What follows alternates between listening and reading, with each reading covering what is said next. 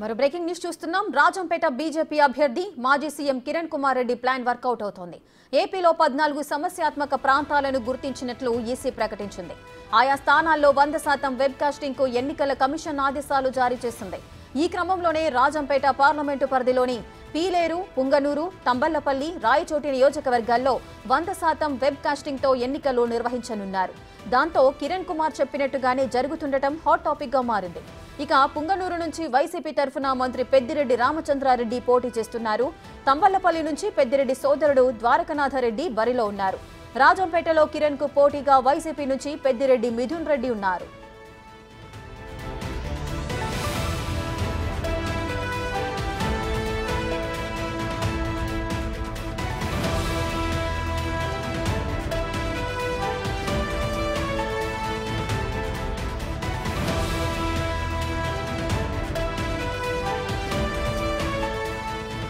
బీజేపీలో చేరి రాజంపేట పార్లమెంటు నుంచి ఎంపీగా ఈసారి కూటమి తరఫున బరిలోకి దిగుతున్నారు కిరణ్ కుమార్. ఇప్పటికే పలుమార్లు సెంట్రల్ బలగాల రక్షణలో ఎన్నికలు జరుగుతాయని ఆయన వ్యాఖ్యానించారు. అయితే ప్రస్తుతం పరిస్థితులను చూస్తుంటే ఎన్నికలే టార్గెట్ గా కిరణ్ వ్యూహం ఫలించినట్లు తెలుస్తోంది.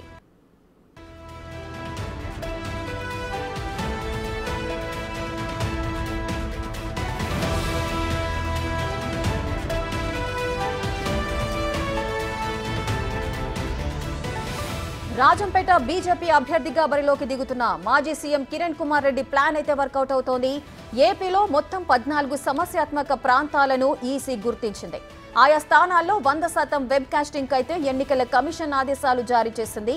ఇక ఈ క్రమంలోనే రాజంపేట పార్లమెంటు పరిధిలోని అటు పీలేరు, పుంగనూరు, తంబళ్లపల్లి, రాయచోటి ఈ 3 నియోజకవర్గాల్లో 100% వెబ్ కాస్టింగ్ తో ఎన్నికలైతే నిర్వహించనున్నారు. ఇక కిరణ్ కుమార్ చెప్పినట్టుగానే జరుగుతుండడం అయితే హాట్ టాపిక్ గా మారుతోంది. ఇక పుంగనూరు నుంచి వైసీపీ తరఫున మంత్రి పెద్దిరెడ్డి రామచంద్రారెడ్డి పోటీ చేస్తున్నారు. ఇక అటు తంబళ్లపల్లి నుంచి పెద్దిరెడ్డి సోదరుడు ద్వారకనాథరెడ్డి బరిలో ఉన్నారు. రాజంపేటలో కిరణ్ కుమార్ కు పోటీగా వైసీపీ నుంచి పెద్దిరెడ్డి మిథున్ రెడ్డి ఉన్నారు.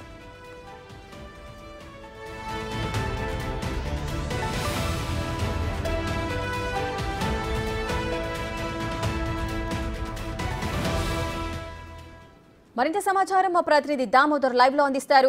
దామోదర్, అటు రాజంపేట బీజేపీ అభ్యర్థి మాజీ CM Kiran Kumar Reddy plan work out అవుతోంది అంటున్నారు. కేంద్ర బలగాల మధ్యలోనే పోలింగ్ జరిగే అవకాశాలు కనిపిస్తున్నాయి. ముందుగానే ఆయన ఈ మాటలు చెప్పడానికి గల కారణాలేంటి?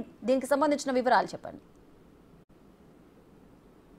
రేఖ, ఏదైతే తెలుగుదేశం కానీ బీజేపీ కానీ జనసేన కానీ బీజేపీతో పొద్దు కుదుర్చుకోవడానికి కేవలం కేంద్ర బలగాల సహకారమే అనే కారణం అందరికీ తెలిసిన విషయమే. అందులో భాగంగానే ఏదైతే బీజేపీ రాజంపేట పార్లమెంట్ అభ్యర్థిగా ప్రకటించబడిన తర్వాత ఏదైతే కిరణ్ కుమార్ రెడ్డి నియోజకవర్గంలో ప్రతి చోట పర్యటన సందర్భంగా ఎన్నికలు నిష్పక్షపాతంగా జరిగే విధంగా నేను చూసుకుంటాను, ఎక్కడా గొడవలు జరగకుండా మీరు మీ ఓటు స్వేచ్ఛగా వేసుకునే విధంగా నేను ఏర్పాట్లు చేస్తాను, కేంద్ర బలగాల నిఘా నీడలో ఎన్నికలు నిర్వహించే విధంగా చర్యలు తీసుకుంటున్నానని ప్రతి బహిరంగ సభలో తెలియజేశాడు. ఇదే విధంగా ఏ విధంగా అయితే అతను చెప్పాడో ఆ విధంగానే ప్రస్తుతం ఎన్నికల కమిషన్ కూడా చర్యలు తీసుకుంటుందని అర్థమవుతుంది. ముఖ్యంగా నిన్న సమస్యాత్మక నియోజకవర్గాల జాబితా ప్రకటిస్తే అందులో 6 ఉమ్మడి చిత్తూరు జిల్లాలో ఉన్నాయి. ఇందులో ముఖ్యంగా 4 ఏదైతే రాజంపేట పార్లమెంటు పరిధిలో ఉన్నాయి. ముఖ్యంగా మంత్రి పెద్దిరెడ్డి రామచంద్రరెడ్డి ప్రాతినిధ్యం వహిస్తున్న పుంగనూరుతో పాటు ఆయన సోదరుడు ద్వారకనాథ్ రెడ్డి ప్రాతినిధ్యం వహిస్తున్న తంబళ్లపల్లి, అదేవిధంగా వారికి సమీపంలో ఏదైతే పెద్దిరెడ్డికి పట్టు ఉన్న పీలేరు నియోజకవర్గంతో పాటు రాయచోటి నియోజకవర్గం, ఈ 4 నియోజకవర్గాల్లో 100% వెబ్ కాస్టింగ్తో పాటు కేంద్ర బలగాల నిఘా నీడలోనే ఎన్నికలు నిర్వహించాలని ఎన్నికల కమిషన్ నిర్ణయం తీసుకుంది. మొత్తం మీద అయితే ఏదైతే ఎన్నికల నామినేషన్ సందర్భం పూర్తయిన తర్వాత బీసీవై అధ్యక్షుడు పుంగనూరులో పర్యటన సందర్భంగా జరిగిన గొడవల్లో పెద్ద ఎత్తున గొడవలు చెలరేగాయి. అతని మీద దాడులు చేశారు. అదేవిధంగా అతని వాహనాలను కాల్చివేసిన పరిస్థితి. అదేవిధంగా పలమనేరు ఏదైతే పీలేరు నియోజకవర్గంలో సైతం టీడీపీ ప్రచార రథాన్ని కాల్చివేసిన పరిస్థితి. ఈ విధంగా ప్రతి చోట గొడవలు జరుగుతున్న నేపథ్యాన్ని ఇవన్నీ ఎన్నికల కమిషన్కు చూపించి దీని ద్వారా ఏదైతే కిరణ్ కుమార్ రెడ్డి తన ప్రయోజనాలను చేకూర్చుకున్నాడని చెప్పవచ్చు. ముఖ్యంగా ఈ 4 నియోజకవర్గాల్లో వైసీపీ బలంగా ఉంటుంది. కొన్ని చోట్ల బూతులు మొత్తం వారి ఆధీనంలో ఉంటాయి. ప్రత్యర్థుల ఏజెంట్లు కూడా వచ్చే పరిస్థితి ఉండదని కూడా తెలుస్తుంది. ముఖ్యంగా ఏదైతే పెద్దిరెడ్డిని సంబంధించిన నియోజకవర్గం పుంగనూరులో కొన్ని చోట్ల ఏజెంట్లు కూడా కూర్చునే పరిస్థితి ఉండదని ఇప్పటికే తెలుగుదేశం పార్టీ అభ్యర్థి చల్లా రామచంద్రరెడ్డి ఆరోపించాడు. కొన్ని పోలింగ్ బూతుల్లో 2-3 ఓట్లు కూడా తమ పార్టీకి పడకుండా పూర్తి స్థాయిలో వారు బూతులను క్యాప్చరింగ్ చేస్తున్నారంటూ ఆరోపణలు చేస్తున్న నేపథ్యంలో పూర్తి స్థాయిలో 100% వెబ్కాస్టింగ్తో పాటు కేంద్ర బలగాల నిఘా నీడలో ఎన్నికలు జరగడం కొంత వారికి ఉపశమనం కలిగించే విషయం. దీంతో పాటు రాయచోటి కానీ పీలేరులో కానీ కొంత ప్రాంతం, ఇదే విధంగా తంబలపల్లి నియోజకవర్గం, ఈ నియోజకవర్గాల్లో పెద్ద ఎత్తున హింస చెలరేగింది గత ఎన్నికల్లో. దాన్ని దృష్టిలో పెట్టుకుని ఈ ఎన్నికల సందర్భంగా కేంద్ర బలగాలను తెప్పించారని తెలుస్తుంది. మరోవైపు ఏదైతే చెప్పండి దామోదర్, ఏపీలో మొత్తం 14 ప్రాంతాలు సమస్యాత్మకంగా ఉన్నాయి అని చెప్తున్నారు. సో దీనికి సంబంధించి అక్కడ రక్షణ చర్యలు ఏ విధంగా చేపడుతున్నారు?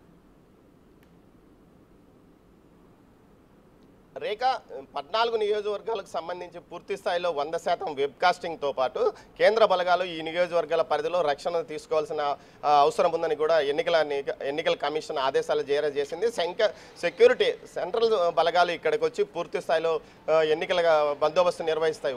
100% వెబ్కాస్టింగ్ అంటే ప్రతి ఒక్కరు ఓటు వేసేవారు వచ్చేవారు పూర్తి స్థాయిలో రికార్డ్ అవుతారు. ఎప్పటికప్పుడు అవి ఎన్నికల కమిషన్ అటు ఢిల్లీలో కానీ, ఇటు రాజధానిలో కానీ, ఇటు కలెక్టరేట్లో కానీ ఈ 3 చోట్ల ఎక్కడికక్కడ రికార్డ్ అవుతుంటాయి. ఎప్పటికప్పుడు నిఘా వ్యవస్థ వాటిని పర్యవేక్షిస్తుంటుంది. దీనివల్ల ఎవరైనా బలవంతంగా బూత్ క్యాప్చరింగ్ చేసేది కానీ, ఒకే వ్యక్తి 4-5 సార్లు వచ్చి ఓట్లు వేసే అవకాశం కానీ ఉండదు. అదేవిధంగా బూత్లో ఎక్కడికెక్కడ జరిగే గొడవలు కూడా రికార్డ్ అయ్యే పరిస్థితి ఉంటుంది. దీనివల్ల రీపోలింగ్కు అవకాశం ఉంటుంది. పెద్ద ఎత్తున ఎవరు గొడవలు చేసే అవకాశం ఉండదు. దీంతోపాటు సెంట్రల్ బలగాలు పూర్తి స్థాయిలో అటు బూత్లను మొత్తం పర్యవేక్షిస్తుంది. దీనివల్ల బూత్లోకి వచ్చి ఎవరు గొడవలు చేసే అవకాశం ఉండదు. మొత్తం మీద ఇందుకోసం ప్రత్యేకంగా పారామిలిటరీ బలగాలను కూడా వివిధ రాష్ట్రాల నుంచి తెప్పిస్తున్న పరిస్థితి. దీనివల్ల పరిస్థితుల్లో ఎలాంటి గొడవలు జరగకుండా ప్రశాంతంగా ఎన్నికలు జరిగేందుకు అవకాశం ఉంటుందని చెప్తున్నారు. అదేవిధంగా బూత్ వరకు వెళ్ళిన ప్రతి వ్యక్తి స్వేచ్ఛగా వేటు వేసే అవకాశం ఉంటుందని, అందుకోసమే కేంద్ర బలగాలను వినియోగిస్తున్నామని ఎన్నికల కమిషన్ చెప్తుంది. ఈ విధంగా సెంట్రల్ బలగాలతో పాటు 100% వెబ్కాస్టింగ్ పూర్తి స్థాయిలో ఉపయోగపడుతుందని చెప్తున్నారు.